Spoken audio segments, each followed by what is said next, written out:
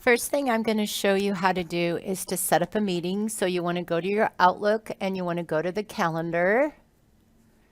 And from the calendar, you want to do a new Teams meeting. So if you don't have this option, you need to do Microsoft updates and then you will have this option. So if you're missing this new Teams meeting, that's a Microsoft Office update. So you can see how to do those on the digital citizenship page. But what we're going to do is we're going to click on a new Teams meeting. From here, we're going to title it. So I might call it second period. Whoops, I have my cap locks on. Second period.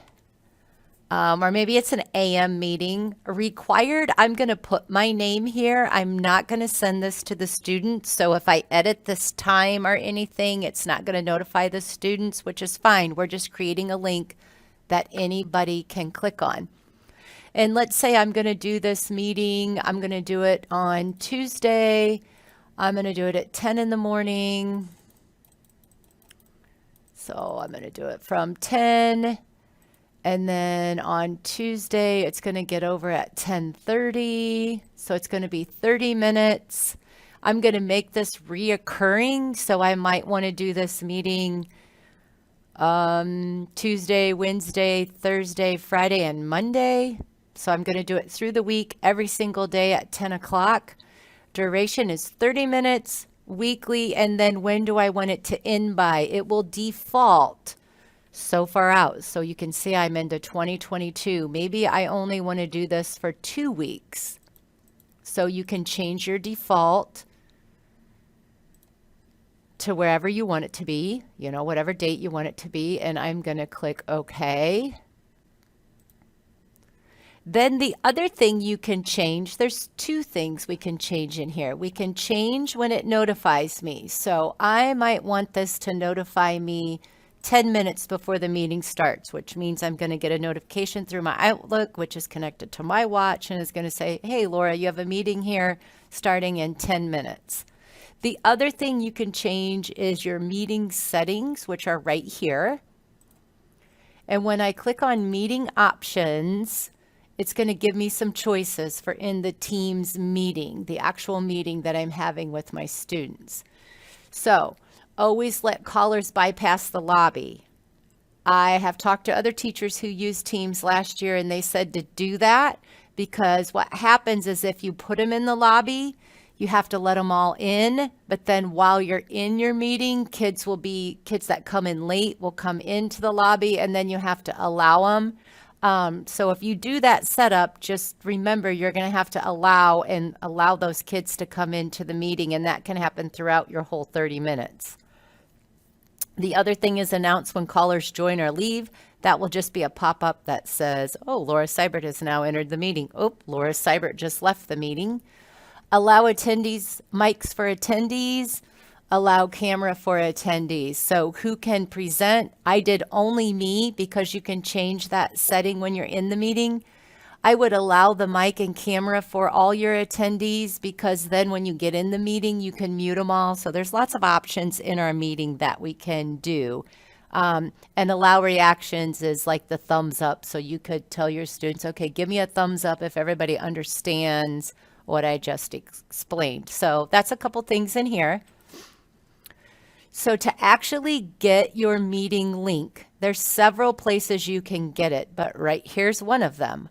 We can just highlight this and Control C or right click and copy. So I'm going to copy this link and this is going to give me the link that I can use for my Canvas page. I'm going to go ahead and click send.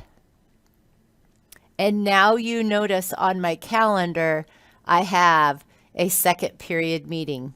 Okay, so see how it's reoccurring every day for 2 weeks. So now what I'm going to do is I'm going to go over to my Canvas and you can put this link wherever you want. You can put it in a module, you can put it in a page. It does not matter. I'm going to add it to a page and I'm going to title it, I don't know, e-learning. Can't type today. And then what I'm going to do is I can just put put to join Teams meeting at 10 o'clock. And I'm going to Control V and I'm going to paste that, which means that the students will then just click here. It's going to open their Teams meeting and I'm going to be able to have a meeting with my students. So that's how you get the link. How to actually start your meeting. Okay, so there's several ways you can join the meeting. I'm actually in my team app right now. So if you notice in your team app, there's Teams, there's chat, there's all kinds of things that you can do over here. But if I go to calendar, you'll see that my meeting is showing up here. So I have the join button. So I'm going to click join. This is going to open Teams and it's going to allow your camera on or off. Okay, so I can pick if I want my camera on or off.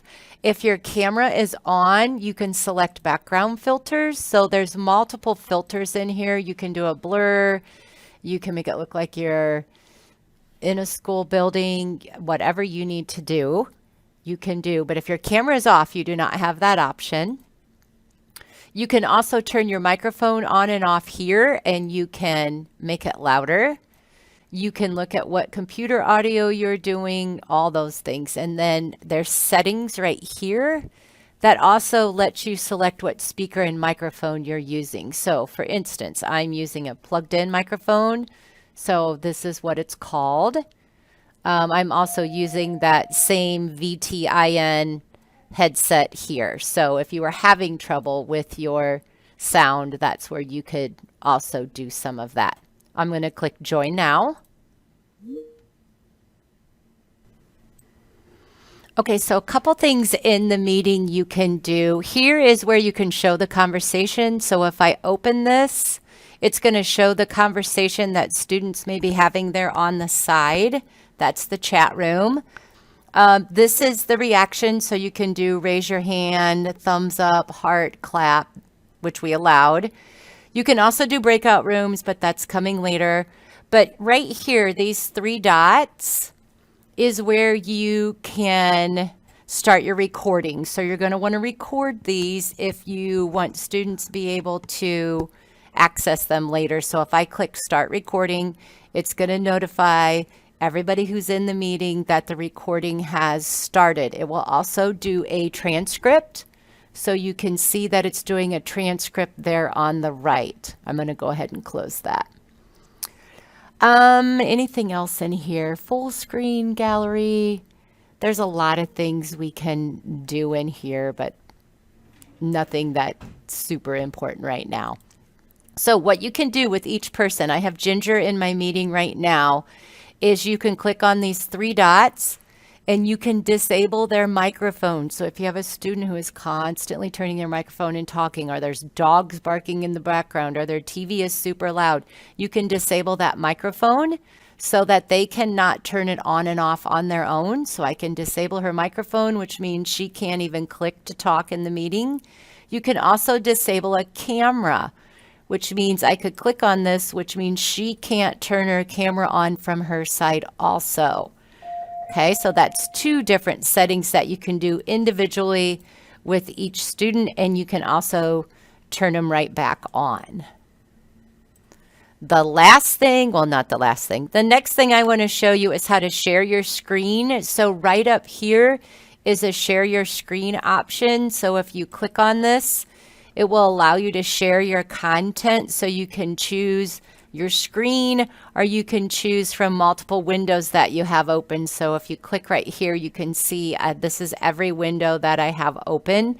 I always tell people to have open what you want to share, so that you can click here, because the students really like to watch you click around on your desktop, and you wouldn't want anything that you don't want them to see for them to see. So I would have open what I want to have open. One of the most important things, though, is if you're going to be showing a video, You have to turn on this include computer sound. So if you're watching a clip or listening to a book and you want everybody in the meeting to hear it, you have to turn on include computer sound. So then it will play the sound through the meeting for everybody to listen to. All right. So that's how you share, is right up here. And then the last thing is if you leave the meeting, you're going to leave all your students in the meeting. So if you want it to actually boot everybody out of the meeting, instead of just click leave, you have to select end meeting, and it will end the meeting. It will end your recording, and I'm going to show you where you can find your recording. So your recordings are going to OneDrive, and it's going to a folder called, see how you're all looking at my computer to see what I have? Recordings. So here is all the recordings that you did. These are all of mine from Nerdy Thursday and everything, but here is my newest one that I just did. And this is an MP4 file that you can then upload to YouTube or Canvas. One last thing in Teams. There are updates in Teams. So if you click up here to the 3 dots, it will check for updates. We had some people missing something. I can't exactly remember what they were missing. But if you go in your Teams app and you go up here to the top and you check for updates, it will update your Teams app. And I can't remember what we were missing when we did the Nerdy Thursday. Hope this helps. Let me know if you have any questions.